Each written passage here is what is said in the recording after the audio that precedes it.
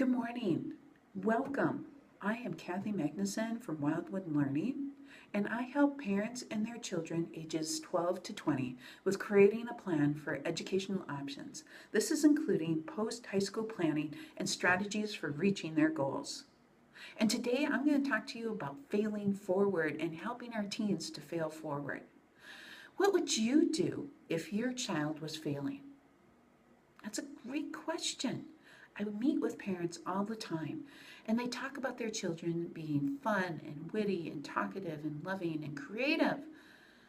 And I was talking with this one mom who described her son just that way, and then talked about how she was so concerned about his low math comprehension and the frustration she felt with those long hours of homework after school and after all the other activities of the day, and how her son would just be so attentive, not able to focus, and how she would get angry with him and just feel horrible about it. I started asking her about her son's grades, and she said, he's getting B's and C's, but I'm so concerned about when he goes into high school next year. I'm not sure what I should do and about all this homework and how is he going to really navigate next year. The parent I was seeking out my help for her son and herself. I'm not sure why, but what she was really seeking. We all want the best for our children, and what she was approaching the problem, I don't know if that was really the best thing for her son. I was listening to an interview of Jessica Lahey. She is the author of A Gift of Failure. And she talks about how we are over-parenting our children, how we're focusing on these grades and achievement and not on the bigger picture for our children. And focusing on just those grades and achievement, it really creates a lot of anxiety. A lot of anxiety in the parent and also a lot of anxiety in the kids.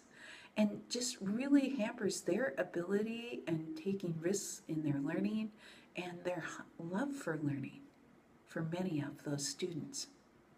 She talks about how the hyper-competitive, micromanaging, swooping in and saving our children by any means can do a whole lot more harm than good.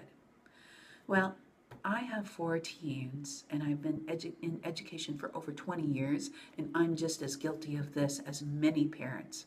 I buy into that success path of that if you are a high achiever and you do well in high school, then you're going to get into that good college. And when you get into that good college, then you're going to come out with a great career. And when you have that great career, then you are going to have an excellent life. Well, as many of us know, that's not always the case. And that's not always how directly that path works along. But that train of thought is really hard to resist. And many parents of teens are not resisting it.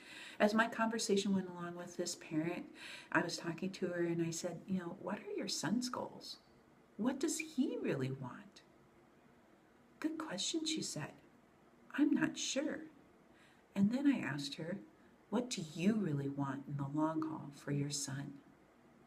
Asking these questions of hers just really brought like a great awareness to what she was focusing on, and that maybe it would be a future that wasn't riddled with all of this fear and anxiety.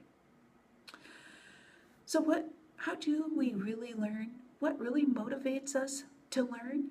Daniel Pink wrote a book called Drive, and if you want to read that book, it's excellent. I would highly suggest it. If you're not into reading, I would say go to the TED Talk and just Google Daniel Pink, and that's a 15-minute TED Talk where he talks about that there's 3 things that are needed for motivation in all humans.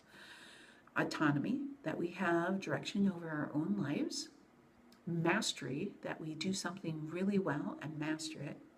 And purpose, that we're working towards a larger thing than just ourselves. So I want you to just really focus on that mastery part and think about something that you feel like you've really mastered. All right, you got that in mind? Now I bet in mastering that, you just really had to fail. And I bet you had to fail quite a bit. And over and over and over again. But then when you got it, I bet that felt really great. Really felt like you were confident in something.